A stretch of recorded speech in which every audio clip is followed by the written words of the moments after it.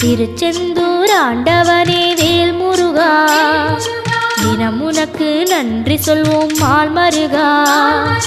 திருவடியில் தவம் இருப்போம் திருமுருகா, தீர்ப்பெழுது நலமெனவே வடிவழகா.